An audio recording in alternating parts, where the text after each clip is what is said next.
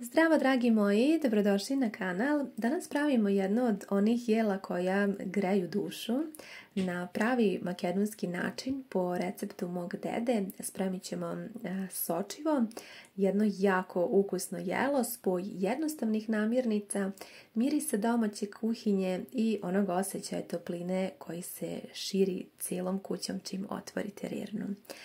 Za početak ja sam ovdje iskoristila 500 g sočiva. Obično volim da koristim braun, dobro ga prethodno očistim, a potom ga stavljam u jednu šerpu. Moja šerpa je oko 4,5 litre i prelite dobro sa vodom da jedno sa 2 prsta iznad vode prekrije, pa ga onda odnesite na ringlu da se prokuva u toj čistoj vodi par minuta dok ne proključa. Dok se to ne desi, ja ću da krenem sa pripremom ostalih namirnica. Biće nam potreban jedan crni luk. Ja sam ovdje imala dosta velik crni luk i tako bi bilo čak i poželjno. Ako imate manje, onda uzmite samo 2.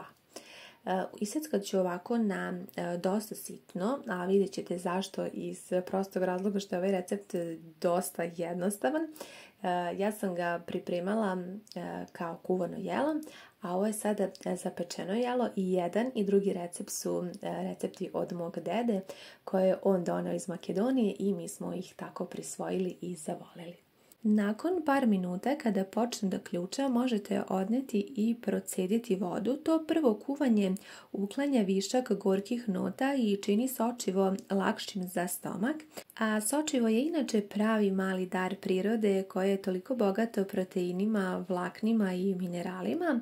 U vrijeme posta u Makedoniji ovo je bila zamena za meso, ali danas ga često kombinujemo i sa nekim suvim mesom za još puniji ukus. Ja sam, kao što ste vidjeli, dodala crni luk unutra i sada pripremam još i šargarepu. Možete koristiti koliko želite. Mislim da je na ovu količinu sasvim dovoljno, otprilike neke 3, da kažem, srednje šargarepe. Šargarepe će dati jelu boju i daćemo onu blagu slatkastu notu, dok nam je crni luk dao slatkoću i tu neku osnovu ukusa. Još ću iskoristiti i paprike. Koristit ću jednu crvenu šilju, jer u makedonskoj kuhinji paprika ima posebno mesto, bilo ono sušena, pečena, pržena. Ona je prosto zaštitni znak makedonske kuhinje. Pored ove crvene šilje paprike iskoristit ćemo i jednu baburu papriku i moj deka bi uvijek koristio mnogo paprike za bilo koje jelo i to me nekako uvijek asocira na njega, taj miris i ukus, a sočivo je posebno i mnogo se radujem što vam prikazujem baš ovaj recept. Dodat ćemo i seckane paprike unutra. Zatim, ukoliko imate kod kuće jedan svež paradajz, bilo bi odlično da ga dodate zbog kiselkaste svežine i zbog prirodne boje sosa. Ovaj moj je poprilično već i omekšao, tako da je stvarno prava prilika da ga dodamo unutra. Sve ćemo sada blago da zajedno promješamo. Inače, u Makedoniji je sočivo vekovima bilo jako važan deo ishrane, zato što je hranljivo, dugo je zasitno, a zaista puno ukusa. Samo što se nekada kuvalo na otvorenoj vatri u zemljanim posudama, a danas ga spremamo ovako u rerni. Tako i moj deka pripremao u rerni kod kuće, a na ranču u tim, tako da kažem, prirodnim uslovima. Za kraj dodat ćemo još i nekoliko čanova bijelog luka, iseckat ćemo ovako na sitnije. Inače, bijeli luk je naravno i miris i lekovitost, pravi čuvar imuniteta i dodat ćemo ga unutra. Sada ćemo samo zajedno lepo sve da promešamo i za kraj ćemo dodati začine. Koristim 1,5 kašiku supenu vegete. Vi možete koristiti so ukoliko ne volite vegetu. Stavit ćemo malo bibera i dodat ćemo lovorov list koji će dati suptilnu aromu. A biber je tu tek da zaokruži ukus, da kažemo. Preliću sve sa nekih možda 1 liter vode, ne treba ovo jelo da pliva, već ćemo samo da ga odnesemo na ringlu. Može slobodno da bude temperatura nešto ispod najjače, može biti jaka vatra, još se malo posolila, sve zajedno promešala i kuvat ćemo možda nekih otprilike 15 minuta. To će biti sasvim dovoljno da povrće pusti mirise i da se ukusi lepo povežu. Sljedeći korak jeste da skidamo ovaj višak pene koji se stvorio sa strane. Ukoliko vi to ne radite, vi slobodno onda nemojte. Ali eto, ja sam tako naučila i eto, kod mene u mojoj porodici i po mom porodičnom receptu mi tako praktikujemo.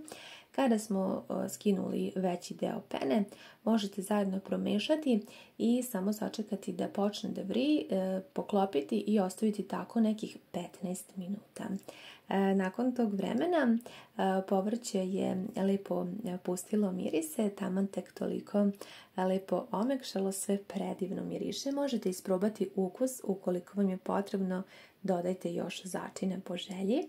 Sadržaj iz ove naše šerpe ćemo preručiti u tepsiju. Ovo je stvarno jedna dosta velika tepsija i dodat ćemo još neke sveže začine. Ukoliko imate stabljiku celera, bit će fantastično. Celer daje onaj poseban osvežavajući miris koji jelo diže, da kažem, na neki viši nivo.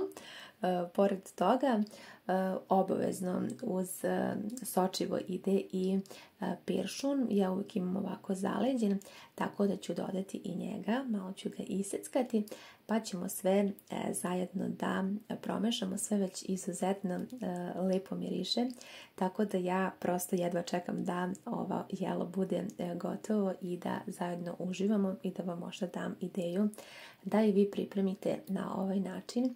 Nadam se da će vam se dopasti. A sada za kraj dolazi deo koji daje onaj pravi domaći šmek, a to je zaprška. Koristim 2,5 nepune supene kašike brašna i dodajemo ulje toliko kao što vidite da sada kada miješamo ova smesa ne bude nikako gusta.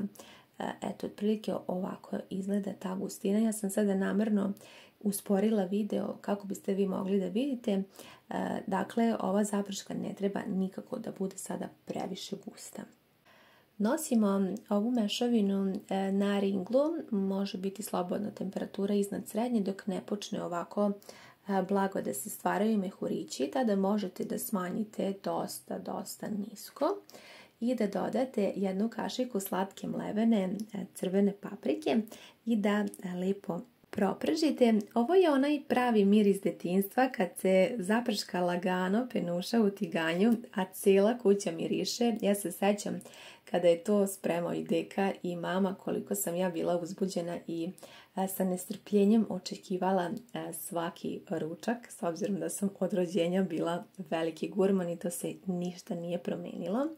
Kada ste pripremili ovako zapršku, dodajte i zapršku unutra i sve lagano promešajte. Sada će sočivo dobiti i onu lepu crvenu boju, jako lep miris i ukus, pravi domaćinski i da vas vrati onako u detinjstvo i neke dane kad smo svi bili bezbrižni i uživali ovako divnim ukusima. Već sve fantastično izgleda. Za sam kraj pripreme ovog našeg tako finog i ukusnog ručka po receptu mog dede dolazi pravi kralj ukusa, mogu slobodno tako reći, dimljeni vrat. Ja sam odstranila kožu sa strane. Ovdje ima oko 250 grama, ali vi možete dodati i više i manje, koliko vas ima, koliko imate. Iseckat ćemo ga ovako na kockice. On će se u rerni jako fino zapeći, pustit će aromu i dati sočnost cijelom jelu. Vi možete svakako koristiti i neku drugu vrstu mesa koje imate. U Makedoniji se tradicionalno ovakva jela peku u zemljanim loncima, đuvečarama. Ukus je tada još mnogo bogatiji jer zemlja ravnomerno čuva toplotu. Međutim, ja sam sada pripremila ovako shodno uslovima koje sam ja imala. Ovaj ručak pečemo na 200 stepeni narednih oko 20 minuta, odnosno čekamo dok se po vrhu ne napravi zlatna korica na dimljenom vratu. Kada je jelo gotovo, ja ću unutra dodati 2 kašike sirćeta. Ovo je radio uvek moj deka, ja sam prosto naučila na taj ukus. To je mali trik koji će da osveži i da probudi zapravo sve ukuse. Jelo sada poslužujem toplo. Uz njega fantastično ide recimo kiseli krastavac, ajvar, turšija, bilo koje povrće, a i ne mora ništa. Ovako je zaista fantastično ukusno. Ja ću sada ovo jelo da poslužim ovako dok je toplo kako bih mogla da završim video, a inače poželjno bi bilo da odstoji barem 1 sat da se svi ukusi prožmu i onda je još ukusnije.